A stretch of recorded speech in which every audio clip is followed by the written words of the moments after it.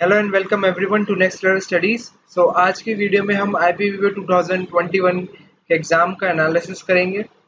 कैसा पेपर आया था, क्या क्या क्वेश्चंस पूछे गए थे, प्लस क्या गुड अटेम्प्ट्स क्या हो सकते हैं, वो सब डिस्कस करेंगे। ओके गाइस, सो ये वीडियो काफ़ी हेल्पफुल रहेगा जो भी पेपर देकर आए हैं, प्लस जो भी 2022 या उसके बाद वाले ईयर्स के लिए एस्पिरेंट्स हैं, काफ़ी हेल्पफुल रहेगी।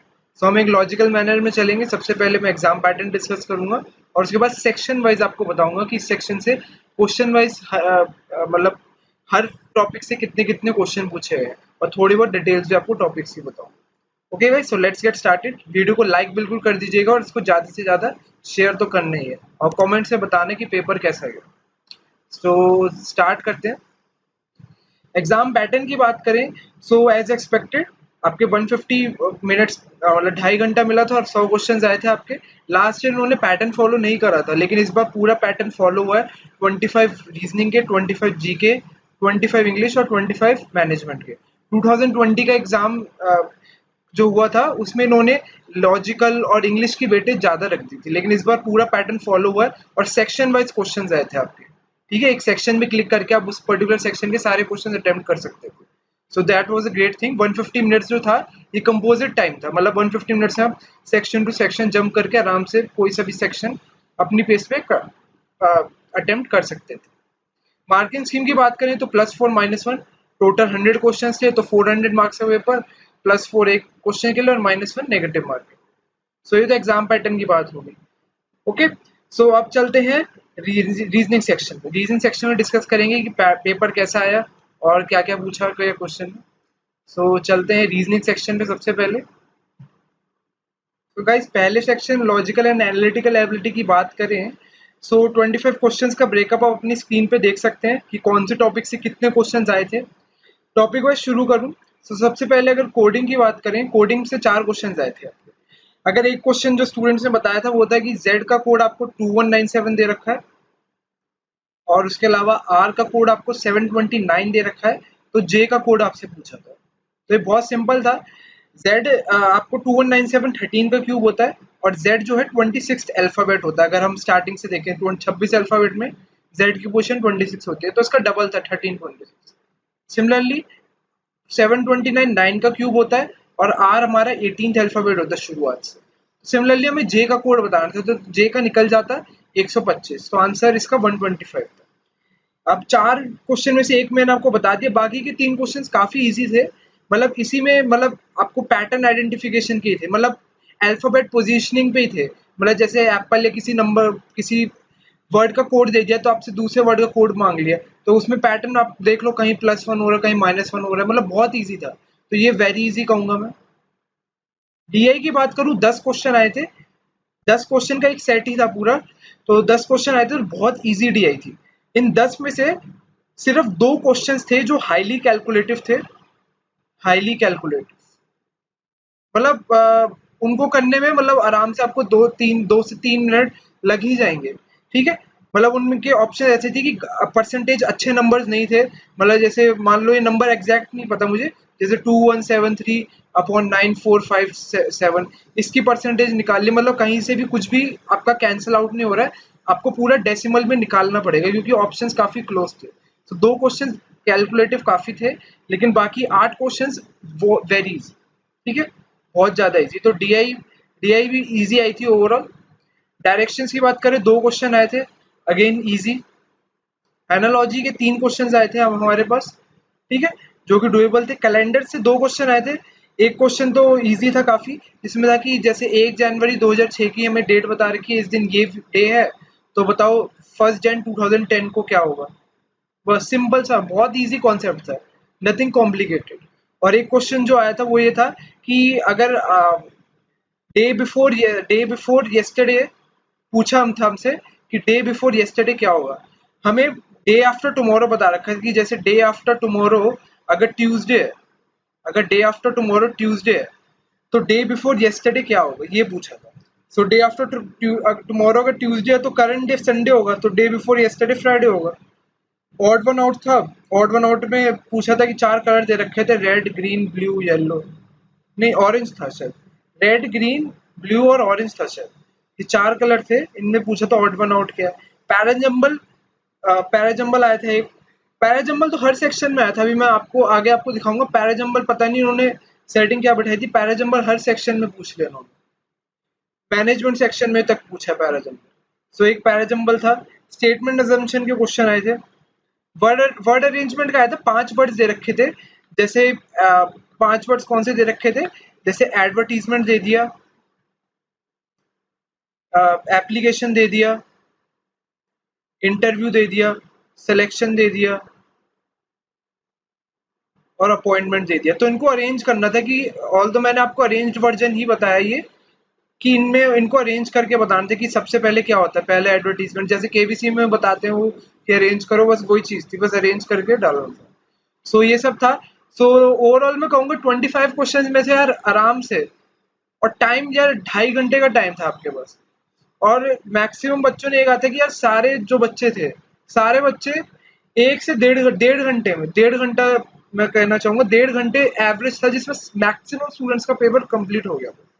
मतलब 1 घंटा मतलब फालतू का दे रखा था, या 2 घंटे का सफिशियंट टाइम होता है। 2 घंटे दो यार, तुम ज्यादा कॉम्पिटेटिव बना रहे तो 1.5 घंटा दे दो, लेकिन 2 hours was sufficient for this particular paper.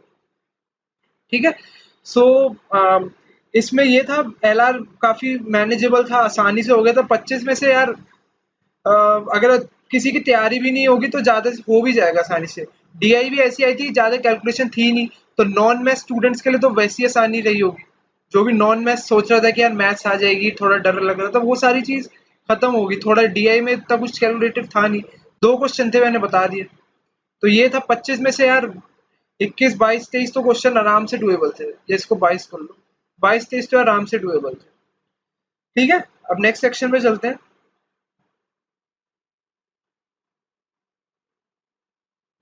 So English की बात करें, सो इंग्लिश में अगेन 25 क्वेश्चंस का ब्रेकअप आप अपनी स्क्रीन पे देख सकते हैं। ठीक है। इंग्लिश में एक्टिव पैसिव वॉइस से 2 क्वेश्चंस थे।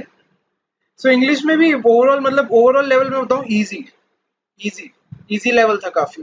एक्टिव पैसिव सिर्फ 2 क्वेश्चन थे, फिल इन द ब्लैंक्स के 6 क्वेश्चन थे। जैसे एक क्वेश्चन था, टू अर्न इज डैश, ये आपका बहुत बहुत फेमस प्रोवर्ब है, टू अर्न इज ह्यूमन, यानी गलती इंसान से ही होती है।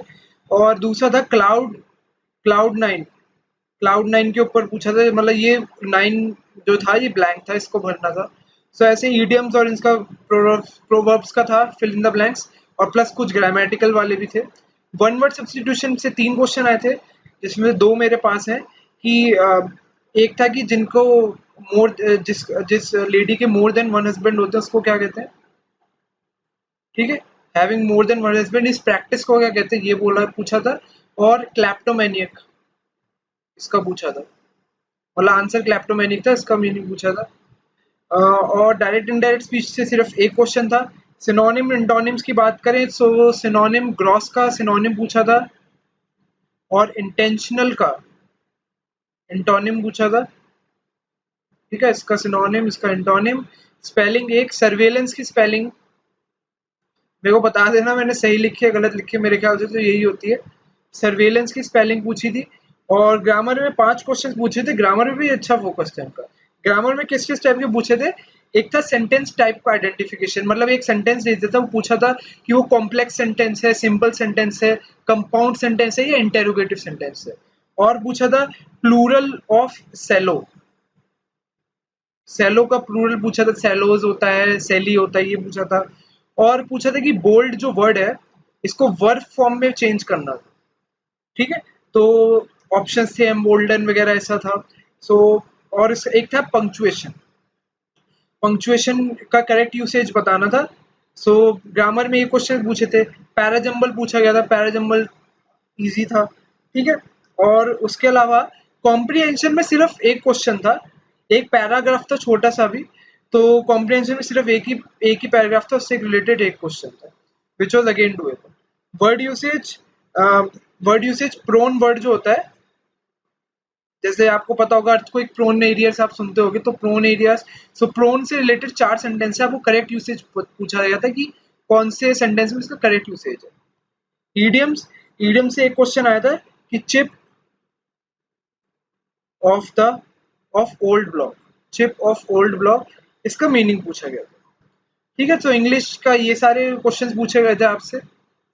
और इसके अलावा एक चीज मैं बताना भूल गया था आपको, रीजनिंग वाली स्लाइड में, कि दो क्वेश्चंस गलत थे। ठीक है, दो क्वेश्चंस हमारे पूरे पेपर में गलत थे। क्वेश्चंस क्या थे, मैंने नोट करे थे, स्टूडेंट ने बताए थे कि एक तो था जो आपका मैनेजमेंट वाले सेक्शन में नंबर ऑफ कप्स था, पेंसिल कप्स वाला क्वेश्चन था। सो उसमें आपसे नंबर ऑफ कप्स पूछा गया था कि प्राइस ऑफ 15 कप्स पूछा गया था, या कॉस्ट ऑफ 15 कप्स पूछा गया था। सो एक कप की कॉस्ट जो है 14 रुपए निकल के आ रही थी। सो आंसर 15 इंटू 14 210 होना चाहिए था, जो कि ऑप्शंस में ही नहीं था। 15 के दो मल्टीपल्स थे, 150 और 120, लेकिन करेक्ट आंसर ऑप्शंस में था ही नहीं। सो लेकिन इसका आंसर 210 था वैसे। सो ये क्वेश्चन शायद आपका रिमूव हो जाएगा, सबको नंबर मिल जाएंगे, दो ही चीजें होनी है। ठीक है, और दूसरा क्वेश्चन जो गलत था वो था कि जब आपकी डीआई आई थी, इसमें रीजनिंग वाले सेक्शन में जो आपकी डेटा इंटरप्रिटेशन आई थी, इसमें एक जगह आपको दो टर्म्स का डिफरेंस बताना था, टेबल में जो दो टर्म्स का डिफरेंस बताना था। तो वो जो डिफरेंस आ रहा था उसकी जो यूनिट डिजिट एक्चुअल में करेक्ट आंसर की यूनिट डिजिट 9 थी, मतलब 5 डिजिट का आंसर था, करेक्ट यूनिट डिजिट 9 थी। और जो आंसर्स थे, ऑप्शंस थे, उसमें करेक्ट आंसर में यूनिट डिजिट 8 थी। सो मैक्सिमम ने 8 ही टिक करा है, तो मतलब वो करेक्ट आंसर से 9 था। सो लोग कंफ्यूज हो गए होंगे, ऑप्शन में था नहीं, तो 8 वाला ऑप्शंस में दे रखा था। तो उन्होंने अप्रॉक्सीमेट पता नहीं कैसे करा है, करेक्ट आंसर तो यही था। तो आंसर वैसे 9 था, लेकिन ऑप्शन में 8 दे रखा, तो ये दो क्वेश्चन गलत थे। ठीक है, सो ये मेरे को लगा कि बता देना चाहिए, कुछ बच्चों के स्टूडेंट्स में बच्चों के दिमाग में डाउट्स रहते हैं। सो इसलिए मैंने बता दिया। अब चलते हैं अगले सेक्शन पे। So guys, management and communication skill वाले सेक्शन की बात करें, so this particular section was a major relief for science background students. जो भी साइंस वाले थे या नॉन कॉमर्स वाले थे, तो उनके लिए ये सेक्शन बहुत बढ़िया रहा होगा, क्योंकि out of 25 questions, only 4 to 5 questions were there from core management and communication skills. ठीक है, सिर्फ 4 से 5 क्वेश्चंस ऐसे थे जो कि सिर्फ एक मैनेजमेंट वाले बंदे, या जिस बंदे ने 11th या 12th में बिजनेस स्टडीज पढ़ी हो, सिर्फ उसी को पता होंगे। मतलब अगर आपने ज्यादा इस पे ध्यान भी नहीं दिया होगा सेक्शन पे, तो आपको सिर्फ 4 से 5 क्वेश्चन का नुकसान हुआ। ठीक है, और ये क्वेश्चन सेक्शन तो उन्होंने पर्टिकुलरली मिसलेनियस सेक्शन बना रखा था आईपीपीबी वालों। इस सेक्शन में 25 में से 10 क्वेश्चन तो दूसरे सेक्शंस के भरे हुए थे। 10 क्वेश्चन कैसे, मतलब दो तो पैराजंबल इस सेक्शन में डाले हुए थे उन्होंने, इंग्लिश इंग्लिश का डाला हुआ था। उसके अलावा लीनियर इक्वेशन का एक क्वेश्चन डाला हुआ था, जो कि मैंने आपको पिछली स्लाइड में बताया था कि गलत है। उसके अलावा फिल इन द ब्लैंक्स के भी दो क्वेश्चन डाले हुए थे, जिसमें इंग्लिश यूसेज था। वेटेड मीन के दो क्वेश्चन डाले थे, वेटेड मीन के भी दो, एक क्वेश्चन था सॉरी। और meeting of train opposite direction में चलती है, मीट होती है। सो उसमें एक ट्रेन 7 बजे चली, एक ट्रेन 5:30 बजे चली है, तो कब मिलेंगी अपोजिट डायरेक्शन में, ये क्वेश्चन ट्रेन वाला था। ठीक है, और एक स्पॉटिंग एरर, एक एरर का क्वेश्चन था, प्लस एक असर्शन रीजनिंग का भी क्वेश्चन था इस पर्टिकुलर सेक्शन में, और रेशियो का भी क्वेश्चन डाल दिया था इन्होंने। मतलब ऑल द क्वेश्चन ट्रेन वाला, लीनियर इक्वेशन, रेशियो वाले, ये नॉन मैथ्स के लिए भी मैनेजेबल थे। थोड़ा सा उनको टाइम ज्यादा लग जाता है, बट टाइम की इतनी कोई वो थी नहीं इसमें कंस्ट्रेंट। 2.5 घंटा था, तो 2.5 घंटे में आराम से नॉन मैथ्स वालों को भी कोई दिक्कत नहीं हुई होगी। आईपी वालों ने टाइम इतना सेट करे कि नॉन मैथ्स वाला बच्चा भी एट पार आ जाए। So this was a good thing. But ये है कि कंपटीशन इससे टफ हो ही आएगा, पेपर सबके लिए आसान ही आ रहा है। सो ये तो मैंने आपको 10 क्वेश्चन बताया जो मिसलेनियस था, जो कि मैनेजमेंट और कम्युनिकेशन स्किल से दूर दूर लेना देना ही नहीं था। बचे हुए 15 क्वेश्चन थे, तो 4 से 5 क्वेश्चन जो थे वो कोर मैनेजमेंट के थे। जैसे आपसे पूछा गया था कि ग्रेप वाइन नेटवर्क जो होता है वो किस टाइप का कम्युनिकेशन होता है। सो ये जो पढ़ के गए उनको वो बता पाएंगे। प्लस उसके अलावा आपसे डेबिट्स के बारे में पूछा था, जो डेबिट्स होते हैं वो लायबिलिटीज इंक्रीज करते हैं, डिक्रीज करते हैं, ये सब पूछा था। प्लस सेंट्रलाइजेशन के बारे में पूछा था, और साइंटिफिक प्रिंसिपल्स ऑफ मैनेजमेंट का क्या पार्ट नहीं है। 4 ऑप्शन दे रखे थे, 3 पार्ट थे, क्या एक पार्ट नहीं है, वो पूछा गया था आपसे। सो ये सारी चीजें पूछी गई थी। और उसके अलावा रिटन कम्युनिकेशन का एडवांटेज क्या नहीं है, 4 ऑप्शन दे रखे थे। 3 एडवांटेज थे, एक नहीं था, जो कि दिख रहा था साफ साफ कि नहीं है। ओरल ओरल वाला कुछ आंसर में दे रखा था, तो वो साफ सी बात थी इसका एडवांटेज नहीं है। सो आंसर यही था। एंड प्लस और उसके अलावा जो स्टूडेंट्स ने बताया है यही था बस। ठीक है, तो मैनेजमेंट वाला सेक्शन काफी मैनेजेबल था। जो स्टूडेंट्स इतना डर रहे थे कि मैनेजमेंट में हम पीछे हो जाएंगे, कॉमर्स वालों को बेनिफिट हो जाएगा, तो ऐसा कुछ नहीं था। मैनेजमेंट वाला भी was very manageable. So this was it for the management and communication skills section guys. So last section पे चलते हैं, हमारा जीके वाला सेक्शन। जीके देखते हैं कैसी आई थी हमारी।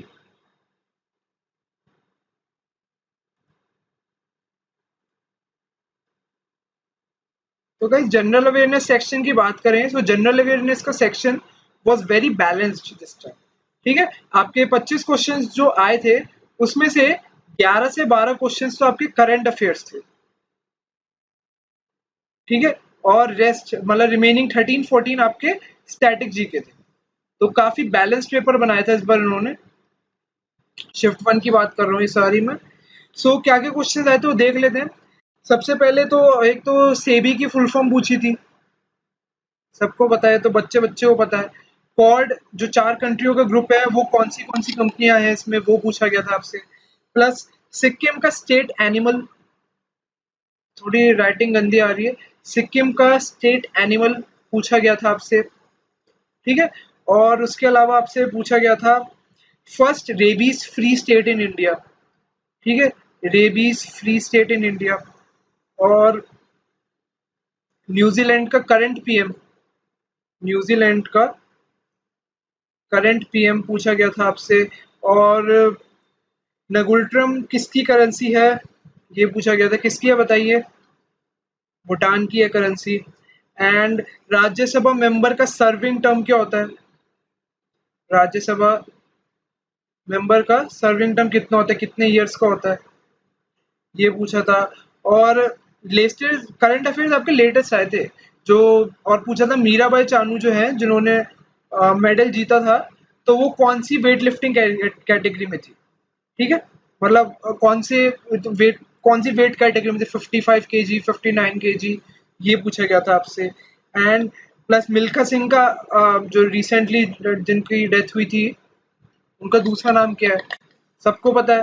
तो मैनेजेबल था यार काफी, मतलब जेके रावलिंग, मतलब क्वेश्चन था कि हैरी पॉटर किसने सीरीज किसने लिखी है, जेके रावलिंग, बच्चे बच्चे को पता है यार, ये सारी चीजें पूछी थी। मतलब जी के बहुत बैलेंस्ड और बहुत बढ़िया सेक्शन बनाया था। बट मेरे को ये लगता है कि ज्यादा बढ़िया पेपर बनाने से बेनिफिट, नुकसान ये है कि जो मेहनत करके गया था उसको इतना बेनिफिट नहीं मिलेगा। कंपटीशन बहुत हाई हो जाएगा, कट ऑफ हाई जाएगी काफी। और उसके अलावा था कि जंगल बुक का राइटर कौन है, जंगल बुक किसने लिखी थी, और रिकेट्स किससे कॉज होता है, किसकी डेफिशिएंसी से कॉज होता है, ये पूछा गया था। एंड फेसबुक का न्यू पब्लिशिंग टूल का नाम क्या है, और मंडुआधी रेलवे स्टेशन, ये जो है इसका न्यू नेम क्या है, रीनेम क्या हुआ है। और फेसबुक का न्यू पब्लिशिंग टूल का नाम क्या है, फेसबुक न्यू पब्लिशिंग टूल उसका name. And first gulf country to open embassy in Israel, कौन सी गल्फ कंट्री जिसने इसराइल में अपनी एम्बेसी ओपन करी है। सो ये सारे क्वेश्चंस थे आपके लिए। जो भी स्टूडेंट से मैं कलेक्ट कर पाया था, आई होप मैक्सिमम मैक्सिमम तो आपको बता ही दिया मैंने, अप्रोक्स 15-16 तो बता ही दिए 25 में से, इतने बहुत हैं आपके लिए जो भी नेक्स्ट ईयर की प्रिपरेशन कर रहे हैं। ये था गाइस, स्टैटिक जीके और करंट अफेयर सबका ब्रेकअप आप देख सकते हो अपना, कि कितना स्टैटिक था कितना करंट था। और इजी आया था, जीके का सेक्शन इजी आया था और अच्छा आया था इस बार, जो पढ़ के गया था आसानी से स्कोर कर लिया था। तो अब बात करते हैं कि पेपर किनका किनका क्रैक होगा या कितने गुड अटेम्प्ट्स होंगे।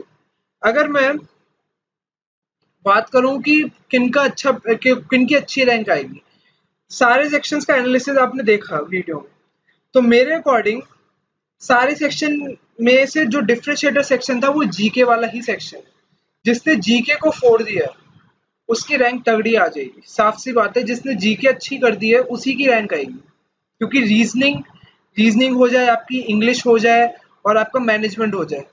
मैनेजमेंट में 4-5 क्वेश्चन थे जो साइंस वालों के लिए मुश्किल थे। बाकी ये तीनों सेक्शन के अलावा जी की डिफरेंशिएटर है, जिसने जी के अच्छी करी है उसकी तगड़ी रैंक आ जाएगी, उसको सूरजमल या जो भी अच्छा कॉलेज आप टारगेट कर रहे हैं आसानी से मिल जाएगा। गुड अटेम्प्ट्स की बात कर लें, 100 में से कट ऑफ पिछली बार से पेपर आसान आया, ठीक है। पिछली बार का पेपर उठा के देखोगे और ये पेपर देखोगे तो पिछली बार से पेपर आसान आया है, ठीक है। सो इस बार कट ऑफ तो मतलब इसमें रैंक के बेसिस पे एडमिशन मिलता है आपको, लेकिन अगर मैं गुड अटेम्प्ट्स की बात करूँ इस पर्टिकुलर पेपर में, so somewhere around not less than 72 to 77, I am keeping this on higher side, 72 to 77 थोड़ा सा ऊपर ही रख रहा हूँ। आई डोंट नो इसके ऊपर जाएगा या नीचे जाएगा, लेकिन ये वाली रेंज मैंने दी है 72 to 77 की रेंज में जिन्होंने अटेम्प्ट करा है। इसमें मतलब इनमें गलतियां भी होंगी, अप्रोक्सीमेटली मान के चलो कि 5% एरर या मतलब थोड़ा ऊपर नीचे मान के भी चलो इसमें एरर्स होंगे, लेकिन जिन बच्चों ने इतना अटेम्प्ट करा है, इस रेंज में अटेम्प्ट करा है, तो उनके चांसेस अच्छे हैं, ठीक है। इसमें एरर करोगे तो एरर से और 4-5 अटेम्प्ट और कम हो जाएंगे, लेकिन इतने अटेम्प्ट जिसने करे हैं, थोड़े कॉन्फिडेंट अटेम्प्ट, तो उनके सिलेक्शन, उनके अच्छे कॉलेज के चांसेस बहुत अच्छे। ठीक है guys, so this was it. I hope analysis वाली वीडियो आपको काफी पसंद आई होगी। सो वीडियो को लाइक बिल्कुल कर देना। कमेंट्स में बताना पेपर कैसा गया या कौन सी शिफ्ट में आपका एग्जाम था, प्लस एनालिसिस कैसा लगा आपको, और वीडियो को ज़्यादा से ज़्यादा शेयर भी करना, ठीक है। सो मिलते हैं फिर गाइस नेक्स्ट वीडियो में। Best of luck for all the remaining exams. So okay, bye bye guys.